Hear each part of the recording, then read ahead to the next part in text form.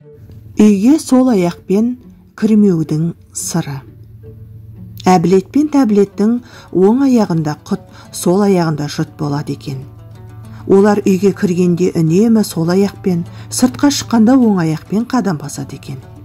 Соның кесірінен үйін жұт жайлап, құты далаға қашыпты, береке дарымапты. Ұлық Алла адам атаны жаратқанда былай депті: сенің оң аяғыңа құтты, сол аяғыңа жұтты жасырдым. Оң қолыңа береке дарттым. Басқан қадамың оң болса, құтың да қасыңда болар, дейді.